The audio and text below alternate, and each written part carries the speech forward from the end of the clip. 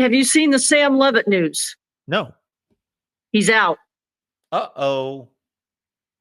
Who's their backup now? Jeff Sims. Oh, Jeff Sims from Nebraska and Georgia Yeah. Tech. Yes. So no, Okay.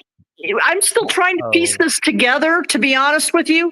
He was okay. listed as probable yesterday, and now he's listed as doubtful. So he practiced this week. We're fortunate enough to watch every single snap in practice. The normal days we watch are Tuesday and Wednesday, and he did practice. So I'm not sure what happened between Wednesday morning and now.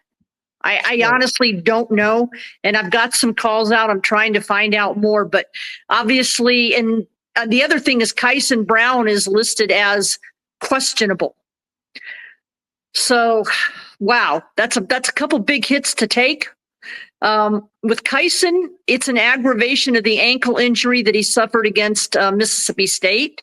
We did see that earlier. He did come back to practice, but he kind of wasn't full strength. But anyway, so that just broke literally at 7:00. The injury reports come out at 7:00 our time. So that's why I'm late getting back to you. No, you're good. You're good. Appreciate you being here. And there we go. You can check out Michelle's work, of course, on Arizona Republic. There's her latest right there, breaking down the matchup between Utah and Arizona State. Huge game in the Big 12. Utah 5.5-point favorite. Getting back to Leavitt, when he walked off the field on, did they have a bye week on Saturday? They did. Okay, that's right. So they had a bye week. So was there any thought from the previous game? Was that the TCU game? Yes. Yes. So they win on the final play of the game, basically, or the last minute, that he was banged up. No. Okay. No. So this happened in practice. It's got to be something that's happened in the last, couple days. Okay. And like I said, I've got some calls out, and I'm still trying to figure this out. So I'm early in the process. Maybe I'll know more tomorrow. Maybe I'll know more tomorrow. But I'm kind of still trying to flush it out and figure out what happened. But like I said, he did practice. He had some tape on his foot, but it didn't stop. It didn't stop him from practicing. So I didn't think it was that big a deal.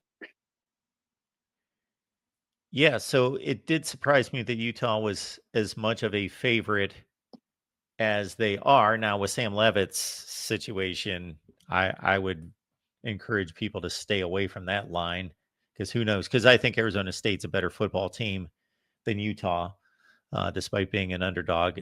Rice-Eccles a difficult place to play, of course. Gathering in these last two games that were nail biters against Baylor and TCU, what would be the concerns coming into the Utah game, aside from the Sam Leavitt, Jeff Sims situation? Because if any Arizona State fans are aware of Jeff's, and I'm sure the hardcore ones have done their research, but he had some rough times at Nebraska. Yeah, he did. And by all, I've talked to a lot of people, and actually going into a deep dive I did on Sam Leavitt before the season started. Jeff Sims has been kind of the perfect teammate. I mean, not a lot of players would stick around when they're in their last year of college eligibility, knowing the likelihood of them playing was probably not very good, and still stick around. And that was kind of always the worry. If something happened to Sam Leavitt, let's say Jeff Sims is not around, now who do you turn to?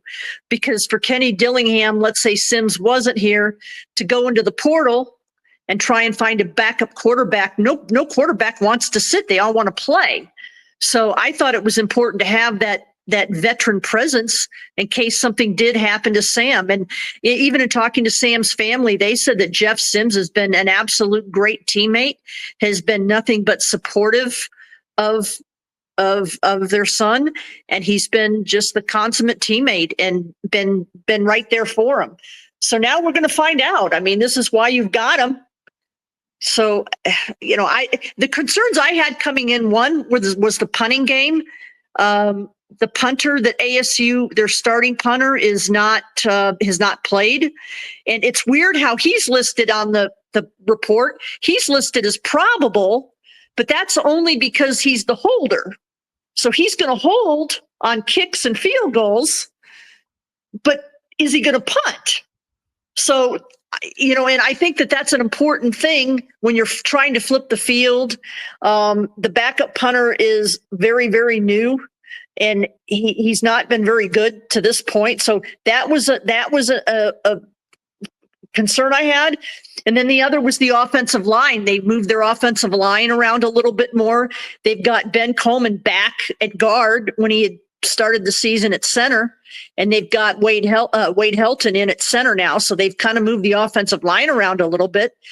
And then the worst thing that this team has done all year is third down conversions and red zone.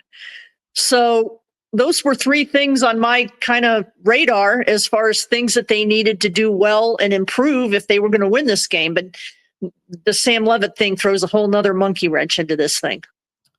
And just to give my 2 cents and be fair to Jeff Sims, I don't want to have some overriding blanket narrative here be inaccurate, because you know how things happen where, like Dante Moore, UCLA, he threw like 3 very publicized pick sixes his freshman year, and he carried that for like 2 years, that this is the kid that just throws pick sixes all over the place. Okay. It's kind of the same thing with Jeff Sims. I remember Jeff Sims, I believe his first start was the COVID year 2020, Georgia Tech at Florida State. Yes, yeah. Pulled off a win as a heavy underdog, 2 touchdowns plus against Florida State, pulled out that win, had a decent couple years at Georgia Tech, moved on to Nebraska, had a couple horrendous games, and unfortunately it was during the Dion furor that he was caught up in that. Game 2 was at Colorado. He had an awful game, got benched not long after that. I think he was hurt. He was hurt too, and then he never really he was hurt. And then he never really got the job back. So, if physically you look at him, he's a physically imposing presence. He's 6'4". He's a well-built 6'4". He's just kind of erratic when it comes to throwing the ball. I got no idea what to think now. I'm telling you, I just, so I honestly don't. I'm still, like I said, I'm still trying to wrap my head around this and still trying to figure out what happened. Yeah, I want to make some accurate predictions, and I got to deal with this situation. We just got done talking about John Mateer being probable unexpectedly against Texas for Oklahoma in that game. So 2 big quarterback situations in college football from a health standpoint.